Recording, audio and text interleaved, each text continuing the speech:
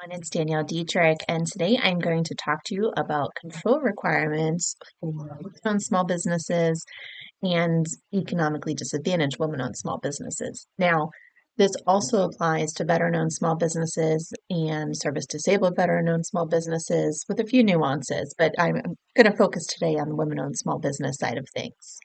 So, if you're a woman-owned small business and you hold one of these certifications or you want to get one of these certifications that are often used in federal contracting opportunities, you need to be aware of the requirements for control over your business.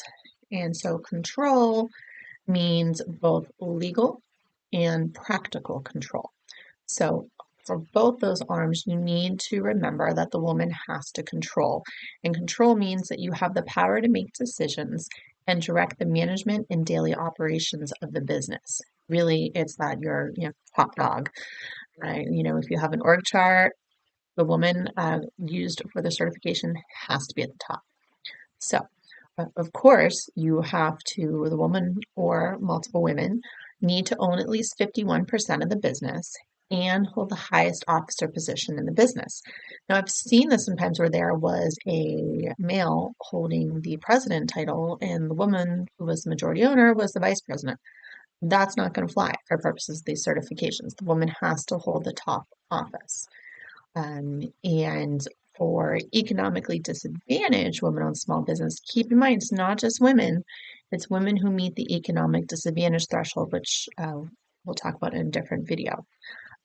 So if you have, say you have two women making up 51% ownership of a business, and only one of those two women is considered economically disadvantaged, you're not going to be able to get the economically disadvantaged woman-owned small business certification. You would only have access to the woman-owned small business certification. So whatever woman or women you are relying upon has to meet all the qualifications. You can't have some meet some of them and some meet the others. It doesn't work that way. The SBA has a lot of really specific rules on determining control. And it depends on the legal structure of the business. If you're a partnership, a limited liability company, or a corporation, for example, in the case of a corporation, one or more women must control the board of directors by owning at least 51% of each class of voting stock and have the percentage of voting stock necessary to overcome any kind of supermajority voting requirements. What's a supermajority voting requirement? Supermajority is something more than 51%, and often we see this as a requirement in a company's bylaws or if they're an LLC, an operating agreement for extraordinary actions, one might say. So, buying or selling the business, changing the business line. Oh, we sell furniture and now we are going to provide engineering services. Very extreme example, but that sort of thing. So we see that oftentimes in legal documents controlling the business that require a supermajority vote. So if you are a WOSB or economically disadvantaged WOSB, and this is the case, you have to either not have those supermajority voting requirements, which quite frankly is easier sometimes, or have a high enough percentage of those qualifying women to meet that supermajority voting requirement, whether that is 75%, 2/3, whatnot. You have to have those numbers if you have one of those provisions. So the woman who holds that highest officer position we talked about, you got to manage in a full-time business and devote full-time to the business during normal working hours in that line of business.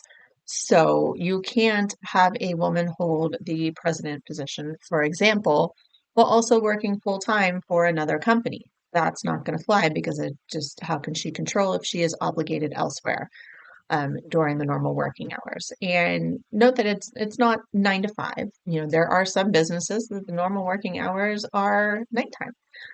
Maybe you have a towing company and the majority of your business is at night. Just off the top of my head. So it is going to depend on the line of business. And that woman who is holding that highest officer position also has to have the managerial experience and the technical expertise necessary to run the business. They have to be able to demonstrate that they have the ultimate managerial and supervisory control over those who have, there's a license or technical expertise required to do the business. So for instance, something comes up a lot, an engineering company. Sometimes, depending on the state, non-engineers may be able to own engineering companies.